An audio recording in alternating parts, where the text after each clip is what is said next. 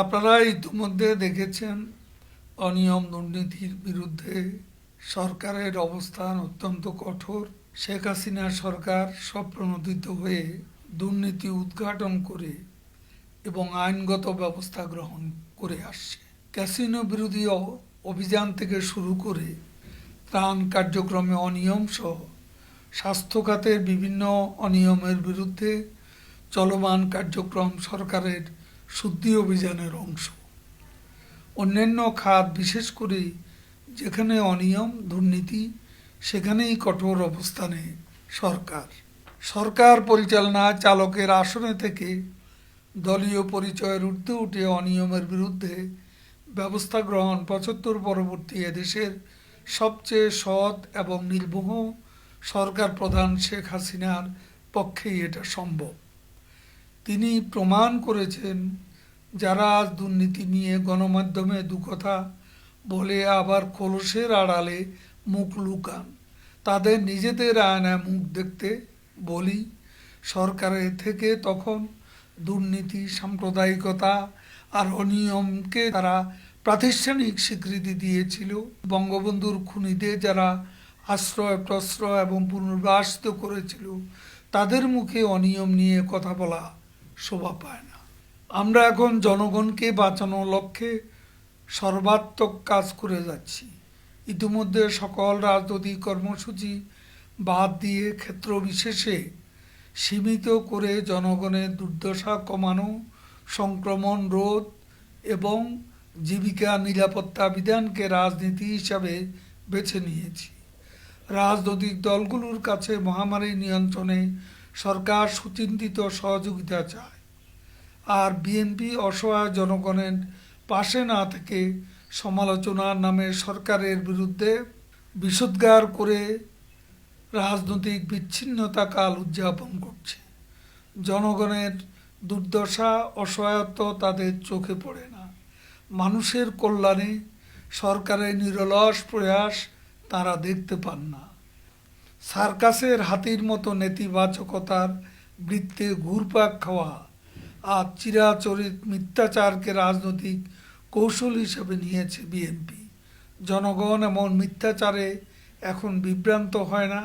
বিএনপির মরচে ধরা এসব কৌশল আজ অপকৌশলে রূপ নিয়ে বুমেরাং হচ্ছে। দেশের মানুষ এখন দোষারোপের রাজনীতি পছন্দ করে না। বিএনপি এমন মিথ্যাচার করে বারবার যার জবাব না দিয়েও পারা যায় না। বাস্তবিক অর্থে এ সময়ে জনগণ এমন দোষারোপ পছন্দ করেন না। এখন রাজনীতি হতে হবে মানুষকে বাঁচানো, বৈশ্বিক সংকট, করোনা প্রতিরোধ করা। বিএনপি বলছে সরকার নাকি তাদের ধ্বংস করতে চায়। আমরা বলতে চাই বিএনপিকে ধ্বংস করার জন্য তারা নিজেরাই যথেষ্ট। তাদের দুর্নীতিগ্রস্ত নেতৃত্ব, তাদের মিথ্যাচার আর নেতিবাচক রাজনীতি বিএনপিকে জনগণের কাছে ক্রমেই অপ্রাসঙ্গিক করে তুলছে। কথায় কথায় মির্জা ফখরুল সাহেব মন্ত্রীদের পদত্যাগ দাবি করেন, কিন্তু আন্দোলন ও নির্বাচনে বারবারে ব্যর্থতার জন্য বিএনপির টপ টু বটম নেতৃত্বকেই পদত্যাগ করা উচিত। সকল অনিয়মের সাথে নাকি আওয়ামী লীগ নেতাকর্মীরা জড়িত। মির্জা ফখরুল সাহেবকে বলতে চাই, শেখ হাসিনা দলীয় পরিচয়ের ঊর্ধ্বে উঠে যেভাবে দুর্নীতি অনিয়মের বিরুদ্ধে ভূমিকা রাখছেন, আপনাদের সময়কালে এমন একটি নজির দেখাতে পারবেন? আমি আরও বলতে চাই, সম্প্রতি ত্রাণ কার্যক্রমে অনিয়মের অভিযোগে যে সকল জনপ্রতিনিধির বিরুদ্ধে শেখ হাসিনা সরকার ব্যবস্থা নিয়েছে সেখানে তো বিএনপি সমর্থিত প্রতিনিধিও রয়েছে। আপনারা তো দলীয় কোনো ব্যবস্থা তাদের বিরুদ্ধে নেননি, সে কথা কি ভুলে গেলেন? শুধু সমালোচনার জন্য সমালোচনা, যে অপসংস্কৃতি চর্চা বিএনপি করছে তা থেকে বেরিয়ে আসুন।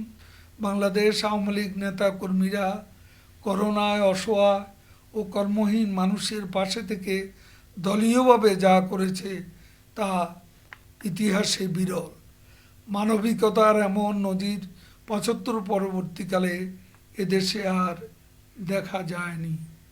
দুর্বৃত্তদের কোনো দল নেই, তাদের নেই দলীয় পরিচয়। যারা অপরাধী, অপরাধীর অপরাধকেই অপরাধ হিসাবে বিবেচনা করে শেখ হাসিনা সরকার। আসন্ন ঈদে পশুরহাট বসানোর ক্ষেত্রে ঢাকা মহানগরীর 2 সিটি কর্পোরেশন যে সিদ্ধান্ত নিয়েছে তা স্বাগত জানিয়ে কঠোরভাবে বাস্তবায়নের অনুরোধ জানাচ্ছি। পাশাপাশি দেশব্যাপী পশুরহাটের অনুমতি প্রদানের ক্ষেত্রে বিদ্যমান বাস্তবতা ও করোনার সংক্রমণ রোধ প্রাধান্য দেওয়ার আহ্বান জানাচ্ছি সংশ্লিষ্ট সকলকে।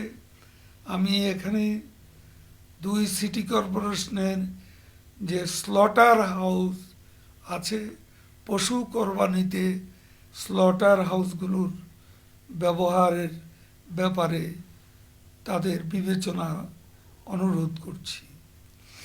আওয়ামী লীগ এদেশের মাটি ও মানুষের সংগঠন, জনমানুষের বুকের গভীরের শেকড়।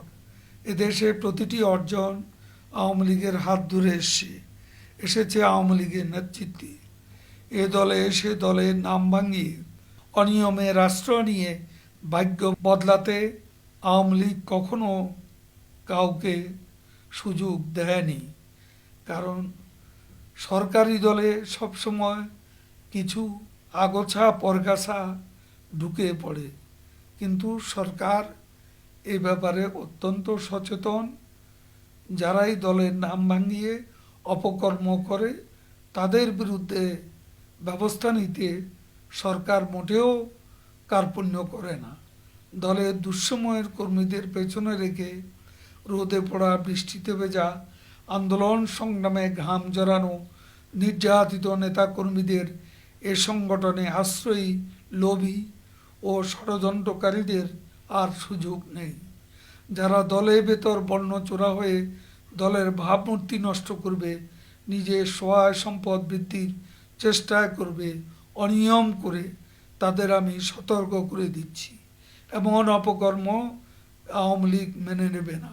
শেখ হাসিনা ও আওয়ামী লীগের অর্জন নস্যাৎ হতে দিতে পারি না আমরা।